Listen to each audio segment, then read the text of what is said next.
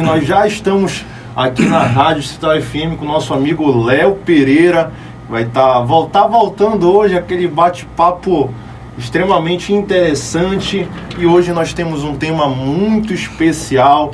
Hoje, esse mês, na verdade, mês de setembro, Setembro Amarelo, por isso estamos aqui. O Léo presenteou aqui para que nós pudéssemos estar com esse tema durante esse mês. É um tema que relaciona-se à saúde, e extremamente importante, porque fala sobre o suicídio.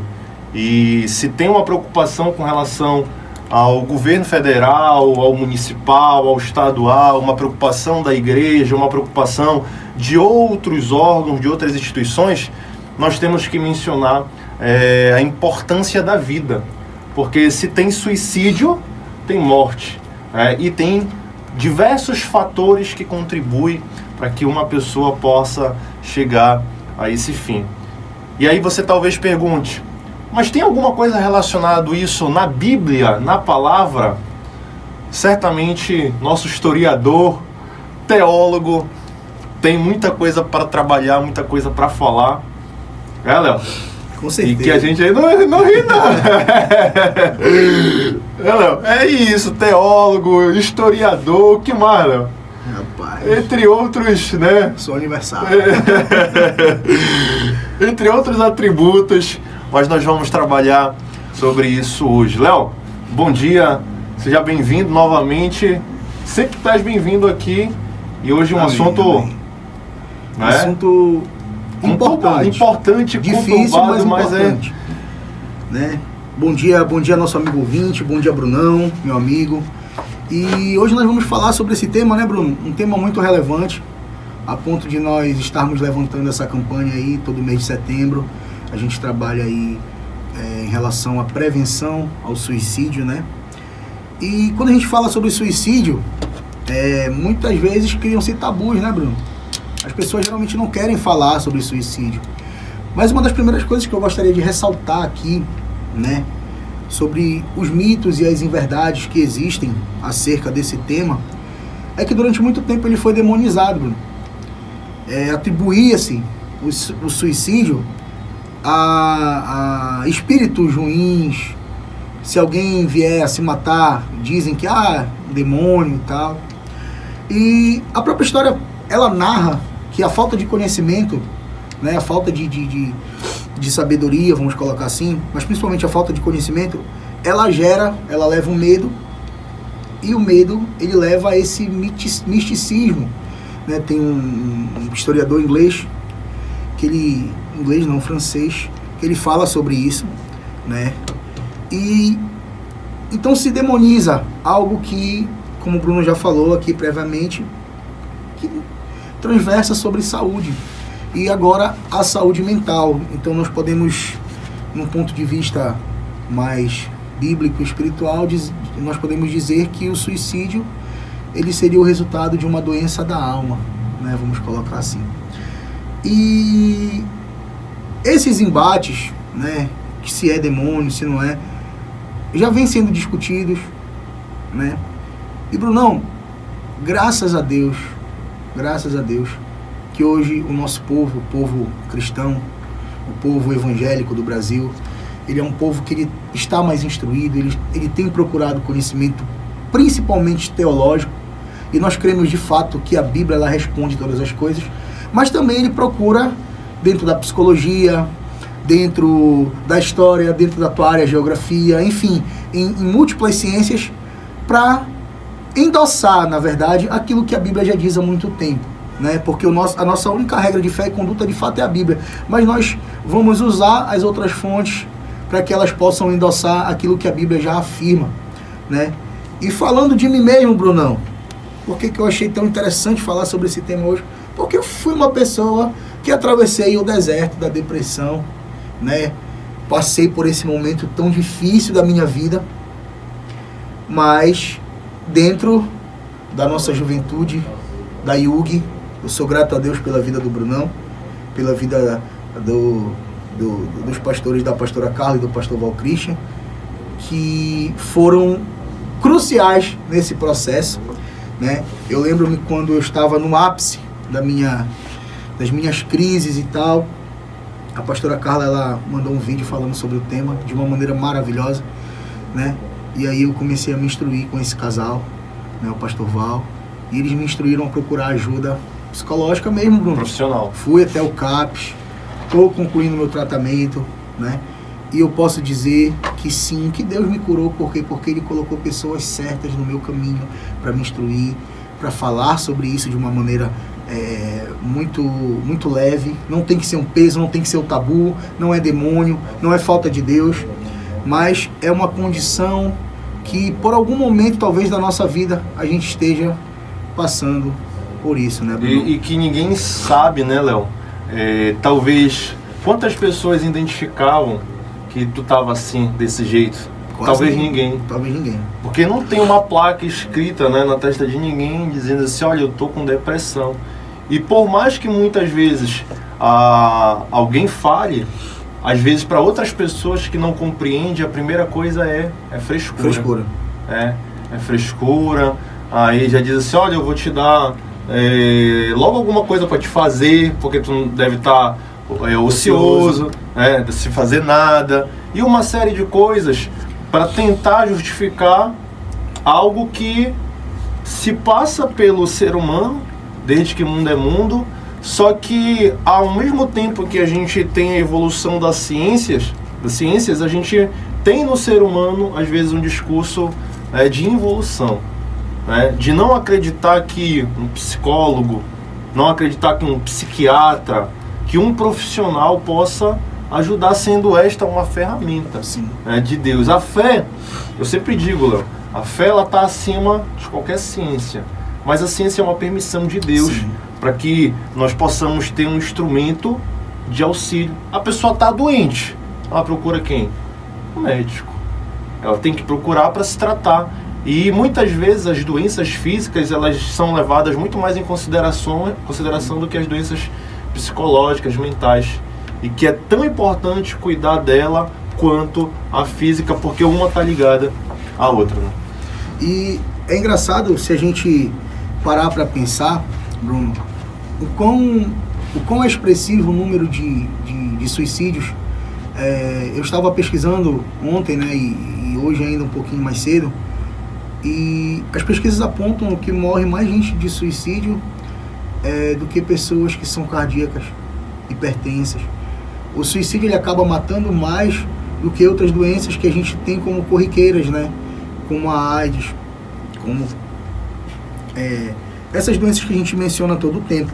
E esse assunto ele é tão difícil de ser comentado, Bruno, que tem pesquisas que apontam que enquanto um suicídio é noticiado, 10 já aconteceram e não foram noticiados. Então é alarmante, é gritante. A gente fala sobre a depressão ser a doença do século, mas a gente também precisa entender que ela não é a única causa para o suicídio.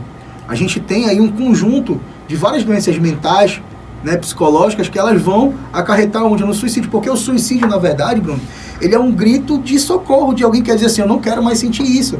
Talvez uma pessoa ansiosa, uma pessoa que está atravessando uma separação, um divórcio de um casamento, que passou por uma perda de bens muito grande, ou está muito endividada, ou ela encontra-se em profundo desgosto com a vida, por qualquer que tenha sido o motivo, né? E a gente vai perceber aí, Brunão, que existem vários tipos de depressão, né?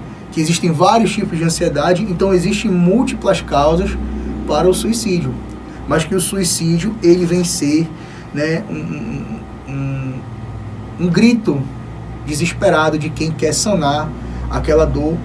E eu posso até dizer que talvez ele seja o ápice de um egoísmo, porque parece forte dizer que isso é um ápice de um egoísmo, porque quando a gente pensa, Bruno, e falando isso com muita propriedade, em tirar a nossa vida, nem sempre a gente pensa na consequência que isso vai acarretar para os nossos amigos, para a nossa família, para as pessoas que nós amamos. A gente só acha que se a gente perder naquele momento a nossa vida, tirar a nossa própria vida, a gente vai estar resolvendo todos os nossos problemas. Mas a gente esquece muitas vezes que a gente está acarretando problemas para todas aquelas pessoas que estão ao nosso redor. Porque todas as vezes que nós lembramos de alguém, e eu sei que todo mundo deve conhecer, ou na sua família, ou entre seu ciclo de amigos, ou um conhecido, um vizinho, que infelizmente ceifou a sua própria vida. E o quanto isso é doloroso para quem passa por esse problema, né? Então seria um último suspiro de um desesperado, seria um ato egoísmo, né? E pensando nisso, Bruno, eu lembrei de um personagem bíblico. Eu lembrei de Elias.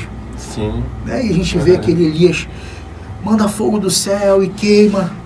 Forte, e né? Forte, e destrói os profetas de Baal ali, né? Enfim, uma pessoa ousada, cheia de fé, cheia de intrepidez para falar sobre o Deus Altíssimo. E parece engraçado, Brunão, a maneira como a gente encara Elias aqui em 1 Reis 19. Né? A Bíblia fala que Elias, ele ouviu falar que seria perseguido por Jezabel. O rei Acabe, ele fala para sua esposa de que havia um profeta que havia desafiado os profetas de Baal, né? E aí Jezabel começa a intentar, a fazer coisas, né? A conspirar contra Elias, né? E aí Elias, não sei por qual motivo, se amedronta em relação àquilo, Bruno. E aí a Bíblia é muito clara quando diz assim que ele se afastou para o deserto. Isso já demonstra o que? Um isolamento social. E geralmente a pessoa que está enfrentando esses problemas, né, ela se isola, né, da sociedade, das amizades, do próprio seio familiar, que às vezes, Bruno, é desestruturado, e por não ter essa estrutura, a própria família não percebe esse afastamento. Então, assim, a Bíblia vai falar que Elias começa a se afastar para o deserto. Ele diz assim, no seu ápice, Senhor, chega, eu já não aguento mais. Tira a minha vida. Eu não aguento mais andar por esse deserto, né? E aí ele pede para que Deus tire a sua própria vida, Bruno. Isso é muito sério, né? E é algo assim que preocupa, porque, Brunão, o suicídio ele tem sido cada vez mais visto e estudado em todas as faixas etárias, principalmente na adolescência, na infanto-adolescência ele tem tido um crescimento, a gente vê cada vez mais o crescimento de números de jovens e adolescentes, de crianças que estão adquirindo quadros depressivos, né? E inclusive nós temos aqui a Ananindeua um CAPS, que ele é especializado somente, né, nessa prevenção, nesse trabalho de prevenção, de tratamento de pessoas, de crianças, né, e adolescentes que têm esses quadros depressivos. E não é uma simples brincadeira, não é uma frescura, não é algo que nós vamos dizer assim, eu posso tratar sozinho, eu tenho como tratar sozinho. No entanto, Brunão, a gente vai entender logo mais aqui, eu vou te passar a palavra, como Deus ele se encontra no meio de tudo isso. E eu vou dizer para você, Brunão, e para todos os que estão nos ouvindo agora, que estão nos acompanhando aqui também, que Deus, ele é de todo o teu tratamento, os remédios que algumas vezes é preciso a gente tomar, mas nesse tratamento Deus ele é insubstituível. O que ele pode, o que ele é capaz de fazer, nenhum outro ser ou profissional ele pode fazer. Eles são importantíssimos, são indispensáveis, mas sinceramente de todas as coisas, falando agora muito sobre o meu caso, Deus ele foi sublime, né? Ele foi sublime em tudo isso aí. Bruno, eu vou te passar a palavra, tu pode comentar um pouco. Léo, quando tu mencionou a questão das faixas etárias, né? Era uma pergunta que eu já estava tentando elaborar aqui para fazer. Que qual é a faixa etária que nós mais temos o número de suicídio? E embora eu não tenha dados oficiais aqui, depois a gente pode pesquisar e lançar até no vídeo, mas eu acredito que seja a faixa etária de adolescente. E particularmente, Léo, tenho tido uma preocupação muito grande em conversar com esses adolescentes e muitas vezes encontrar neles a depressão, encontrar neles marcas, cortes e o desejo de tirar a sua própria vida para tentar, né, sanar um problema. E quando eu tento, né, entender qual é a raiz daquele problema, entre vários fatores que esse aluno aluno, que muitas vezes é aluno, colega, enfim, conhecidos, eu percebo que está relacionado à família. A desestrutura familiar é um dos principais pontos. Tem várias raízes, né? Tem vários fatores, mas um ponto em comum a todos estes é a família. A desestrutura familiar. E eu ontem estava ouvindo junto com a Sara uma pregação que ela queria que eu assistisse com ela, do pastor Douglas Gonçalves. Maravilhoso. Sobre... Jesus Cop, né? Dele mesmo, né? Sobre família. Sobre o porquê essa geração não quer ter mais filhos. Porque ter filhos hoje em dia, né, na pregação do pastor, é como se fosse algo que fosse um custo, um atrapalho, quanto no passado era um recurso, era uma bênção. Aí ele diz que quem tinha um filho era rico, 2 era milionário, 3 bilionário. Aí pessoas que tinham, por exemplo, grande fazenda, família que tinha 12 filhos contra uma que tivesse 3, numa possível briga, quem levaria? Ou seja, família era um recurso, era uma fortaleza. Hoje em dia não é mais, porque o adolescente, quando ele para ver a sua família, ele diz assim, para me ter uma igual essa, a referência igual meu pai, que ele uma tem. referência que ele tem não é válida. E ontem o pastor ele falava, e é realmente muito interessante, que a família é o nosso primeiro ministério, nosso primeiro trabalho, né? Nada justifica, existe uma frase, né? Nada justifica o sucesso fora de casa, mas se eu não tenho um sucesso dentro. E sobre isso, é muito importante, eu acho que historicamente muito mais ainda, Léo, quando a gente percebe que cada vez mais a sociedade, homem e mulher, começam a ter muito mais tempo de trabalho e pouco tempo de trabalho para a sua família. A partir do momento em que você deixa isso na mão de terceiros, você terceiriza a criação do seu filho. E hoje em dia o que está educando os nossos filhos? É a internet, é vídeos, é TikTok, é isso, é aquilo. E muito mais atribuído, Léo, à questão do prazer imediato, né? O prazer imediato é o que mais a juventude tem. A juventude prefere, Léo, assistir um vídeo de 2, 3 minutos, faça ela rir, faça uma sensação de prazer rápido, momentânea, do que assistir uma aula, por exemplo, de história, de geografia, de qualquer outra disciplina que o professor é fantástico na didática, ele pode ser reconhecido, mas o aluno ele não quer aquilo. A pessoa ele não quer aquilo. Ele quer aquilo que dá prazer imediato, instantâneo. E aí eu lembro muito, né, desse versículo, que há caminhos que parecem certos para o homem, mas no fim ele é de morte, né? Há caminhos que a gente pensa que é o mais correto possível, mas no fim é a morte. E quando a gente para falar em suicídio, morte, a gente tem que falar da vida. Quem veio para trazer vida, de fato, em abundância? Em abundância. É o nosso Senhor.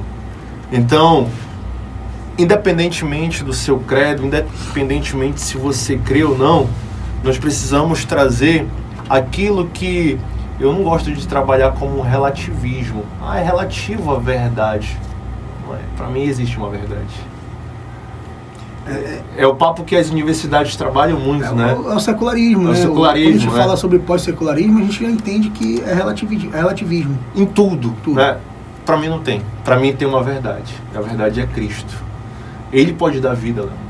Ele pode, para você que não crê, para você que crê, mas ainda não, né, colocou essa esperança nele. Ele é o caminho, ele é a verdade e a vida. Ele é a vida.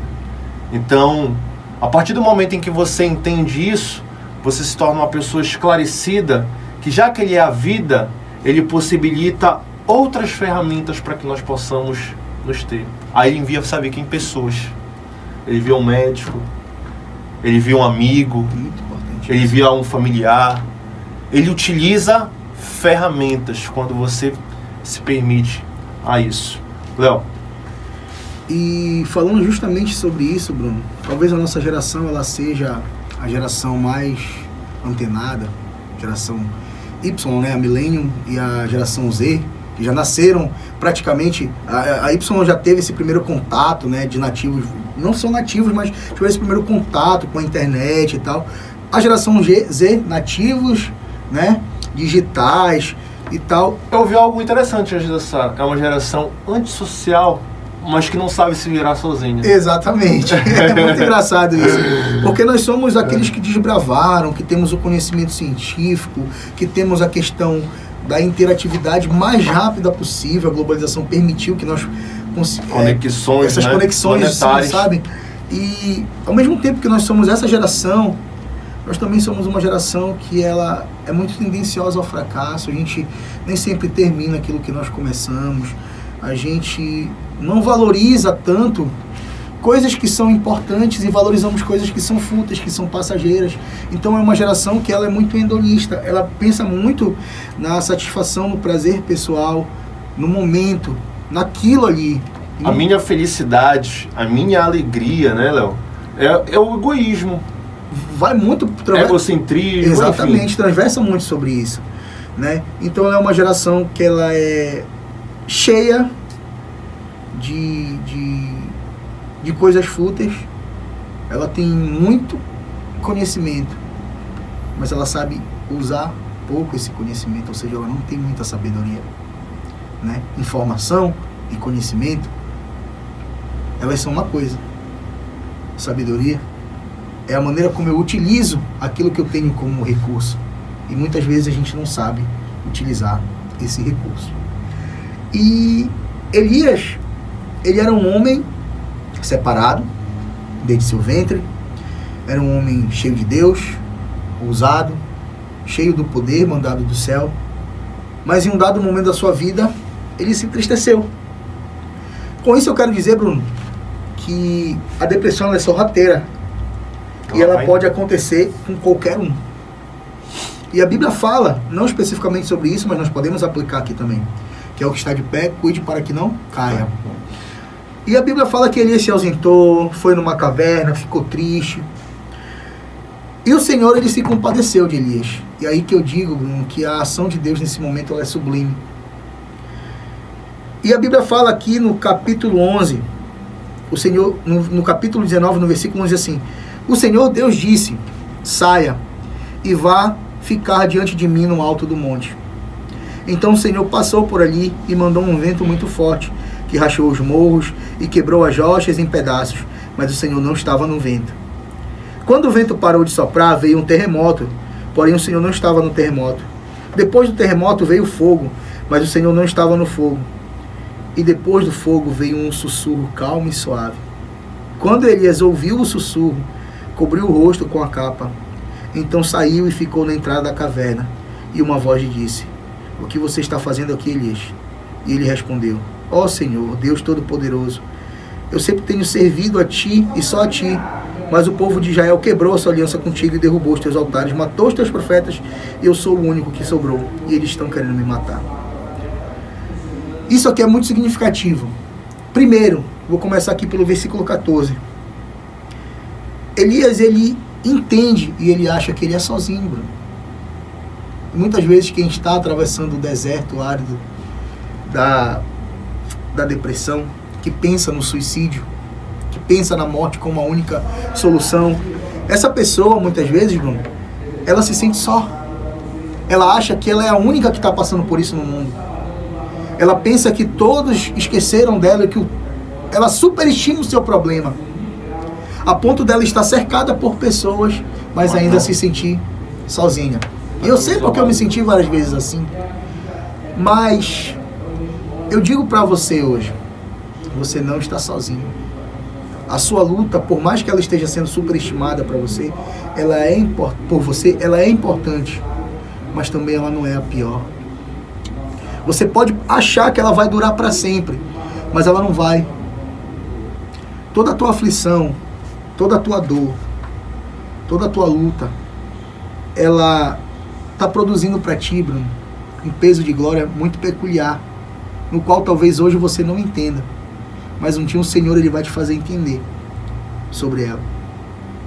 Então não diga assim, não tem saída.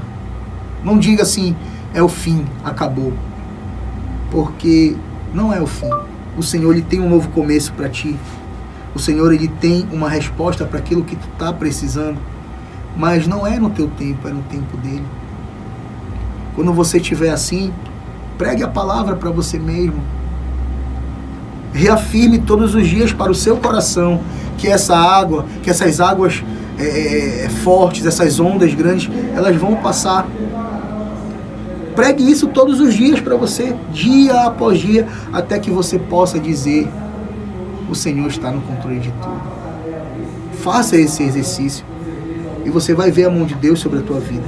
Mas o melhor de tudo, Bruno, o versículo assim que eu mais me identifico, que falou muito comigo aqui, é justamente o versículo 12, que diz assim... Não, perdão, é o versículo 13. O versículo 13 que diz assim: e depois do fogo veio um sussurro calmo e suave. E quando Elias ouviu o sussurro, cobriu o rosto com a capa. Então saiu e ficou na entrada da caverna. Às vezes a gente acha que os nossos problemas serão resolvidos de uma maneira estrondosa, Bruno. Ah, não, é um grande milagre. Vai vir um terremoto, vai vir um reboliço, vai acontecer isso, vai acontecer aquilo. E não.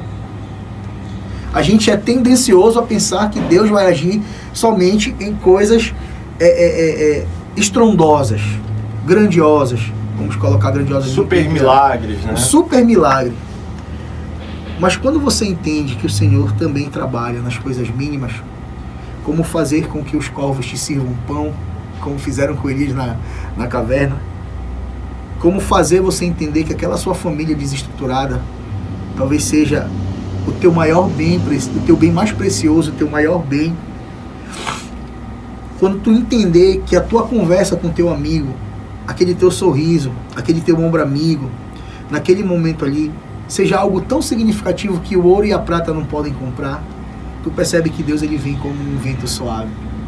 Então são nas coisas mais simples que Deus se mostra mais sublime. E quando eu digo que Deus, ele foi maravilhoso, perfeito, ele foi simplesmente a coisa mais importante que aconteceu comigo nesse meu processo, Bruno, de cura. Eu não estou falando que Deus chegou simplesmente e resolveu todos os meus problemas. Estou acabando agora com todos os teus problemas. Tá curado. Talvez, Bruno, se hoje eu estivesse bem de todos os meus problemas, que eu tenho e todos nós temos problemas, né? Talvez eu estivesse infeliz, não sei. Eu penso sobre isso. Porque entender que eu preciso matar um leão por dia me dá força e motivação para acordar. É hoje, bora pra cima, papai. Cima, né? Tamo junto, né? Vamos lá, é isso aí. Não vou abandonar, não vou desistir. É saber que eu tenho uma funcionalidade, que eu tenho um foco, que eu tenho um objetivo, que eu preciso vencer. E isso é viver, Bruno. Isso é viver. Então percebo nesse sussurro suave, nessa coisa que parece ser pequena, simples, humilde. Mas eu percebo que Deus, ele está nisso. Por isso que eu digo que Deus, ele foi sublime nesse meu processo. Enquanto eu pensava e esperava de Deus que ele viesse com força e poder e tal, e fizesse tudo aquilo ali, ele veio de uma maneira muito simples. Me fez perceber o quanto era importante eu amar a minha família, que era algo que eu havia me afastado. Enquanto eu precisava valorizar as amizades que me aproximam de Deus, principalmente, não aquelas amizades vazias que o mundo acabava me dando, né? Que são importantes também, mas se te faz mal, se fere a tua saúde mental, melhor que você se afaste. Colocar aqui um OBS, né? E aí, com o tempo, Brunão, Deus foi abrindo as portas, né? Deus vai movimentando, vai trazendo, vai colocando as coisas no lugar. E a gente percebe no sussurro suave que Deus, ele traz a provisão, que ele traz o pão, que ele traz a água, que ele sacia a tua fome, que ele sacia a tua sede. E não espere entender durante o processo o objetivo pelo qual você está naquele deserto. Não procure entender isso. Viva. Autoconhecimento, Bruno. É um processo, né? Que a terapeuta ocupacional falava para mim: Léo, autoconhecimento. Você precisa se autoconhecer. Você precisa ter esse olhar introspectivo para que você possa gerar recursos para batalhar contra a tua própria mente que às vezes quer te sabotar. E o autoconhecimento, segundo a Bíblia é tão maravilhosa que ela fala sobre isso, Bruno. O coração é enganoso. Então, dentro do meu olhar introspectivo, eu penso, poxa, o meu coração ele é enganoso. Se eu seguir somente as minhas emoções, eu vou ser um hedonista. Eu vou procurar satisfação e prazer pessoal imediato. Naquilo que eu penso, naquilo que eu acredito, naquilo que é a minha verdade. E qual o resultado que vai ter para mim isso? E o que vai mudar, né? Não vai mudar nada. Não vai mudar nada. Então, o autoconhecimento me fez entender que eu não sou um ser único, apesar das minhas peculiaridades. Eu sou um ser sociável. Que a minha interação com o meio ela é importantíssima. E principalmente que a minha interação com o meu Criador, ela é importantíssima também. Então, se não tiver essa interação, se não tiver essa comunhão com Deus, me falta um vazio. E a humanidade busca por aquilo que foi coisa, perdido, né? Para preencher. Ah, se não é o grande arquiteto do universo, se não é como Paulo dizia, ao Deus desconhecido, né? Quando ele tá, né? Eu preciso ter esse encontro. Preciso ter esse encontro que uns vão chamar de religiosidade, vão chamar de... enfim. Mas o autoconhecimento para mim, ele perpassou muito sobre a questão da minha intimidade com o Pai, de entender que se eu seguisse somente os caminhos do meu coração, eles me levariam a uma ruína, porque o meu coração é enganoso, a minha mente me sabota por várias vezes, e se eu seguisse somente aquilo, eu ia perceber, eu ia possivelmente chegar num final muito desastroso. Mas a partir do momento que eu comecei a entender que eu precisava de recursos, e aí nem sempre você encontra recursos em si mesmo, você começa a buscar recursos aonde? Em outras coisas. E aí eu encontrei o meu recurso aonde? Em Deus, onde o próprio Senhor, ele foi de fato de todos os remédios. Eu não gosto muito de associar Deus a um remédio como se ele fosse uma moeda de troca, não é isso, mas de todas as coisas que poderiam sanar a minha dor, a minha tristeza, a minha solidão, ele de fato foi o que foi mais significativo. O Senhor de fato ele é o amigo presente, ele é o auxiliador, ele é aquele que não te abandona. Eu posso dizer isso com toda a propriedade. E no vento suave eu ouvi a voz dele e ela me sustentou nos mínimos detalhes. Tem aquela música, mas apesar desta glória que tens, né? Tu te importas comigo também. E é incrível cuidar de Deus, que a gente pensa, ele é grandioso, ele é majestoso, mas apesar de toda essa glória, ele se importa com cada um, e isso de maneiras diferentes ele vai tratando pela sua multiforme graça que ele tem. Ele vai tratando de mim, de você e de todos. Eu acho muito interessante, Léo, a graça que ele tem, que é a graça de todos, para todos. Sim. De quem crê e quem crê. O sol é para todos, a chuva é para todos, o vento, o calor, o frio, né? Dependendo das condições do local, do ambiente que você esteja, existe uma graça que é para todos. A produção de alimentos para todos. Não tem escolhidos. Agora, o escolhido com relação àquilo que ele quer é uma particularidade da glória que ele tem. Então, é extremamente importante, Léo, a gente colocar verdadeiramente a nossa fé, a nossa esperança nesse Deus, nesse Senhor, que apesar de ser tão poderoso,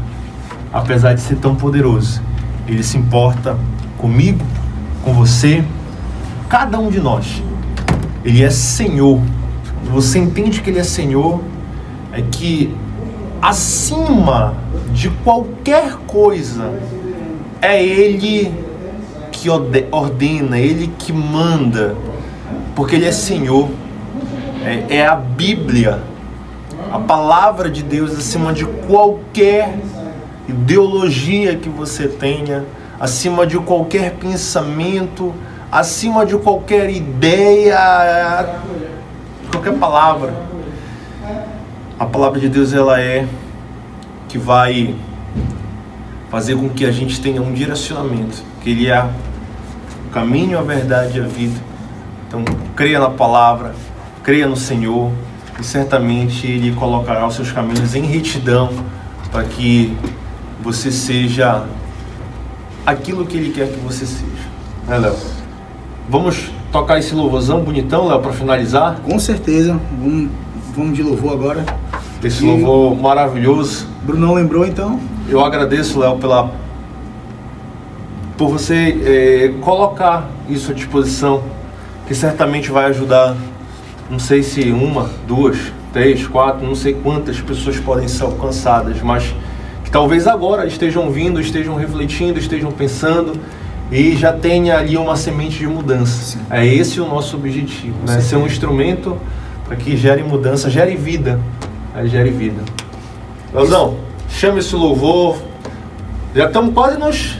Já para finalizar. Então, fica com esse louvor, reflete sobre essa letra e vamos que vamos.